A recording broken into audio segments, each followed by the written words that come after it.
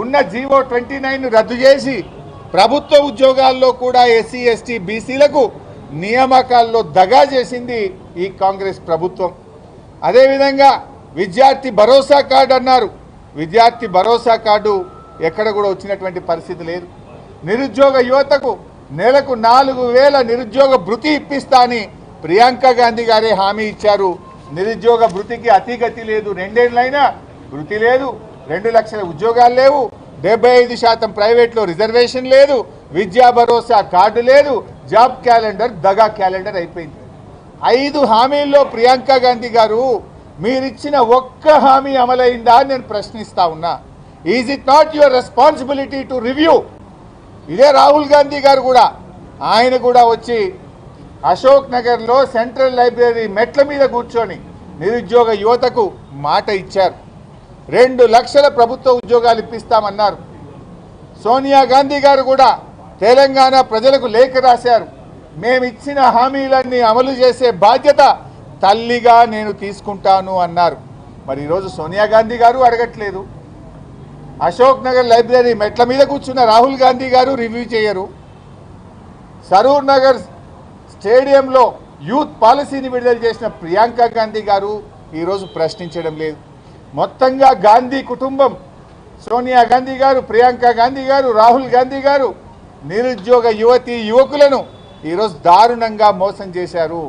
ఇలా తెలంగాణ సమాజం మిమ్మల్ని ప్రశ్నిస్తుంది. మీరిచ్చిన హామీలు ఏమైనాయి? తక్షణమే వాటిని అమలు చేయాలని చెప్పి కూడా ఈరోజు బీఆర్ఎస్ పార్టీ తరఫున మేము డిమాండ్ చేస్తూ ఉన్నాం.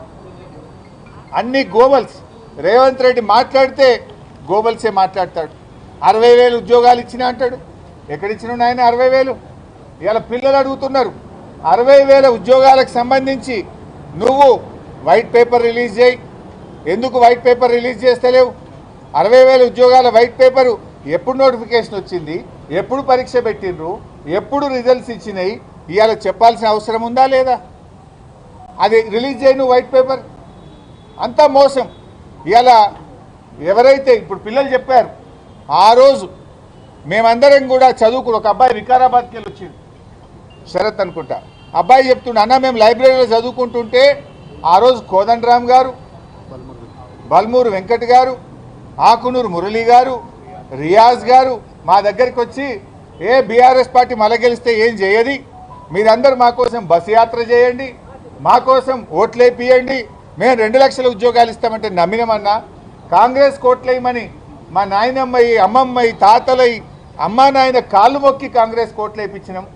నమ్మితే ఇలా మోసం చేసిండ్రు.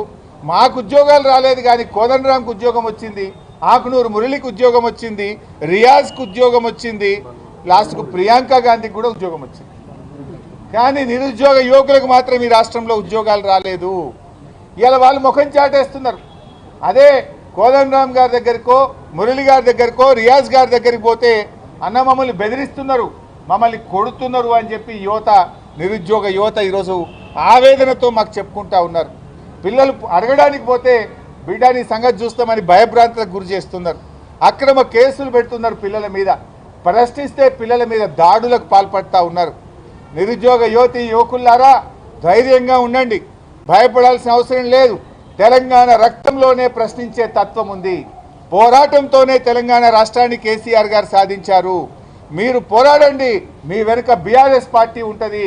మీకు న్యాయబద్ధంగా కాంగ్రెస్ పార్టీ ఇచ్చిన హామీలు అమలు చేసేదాకా మీ వెన్నంటి బీఆర్ఎస్ పార్టీ ఉంటుంది.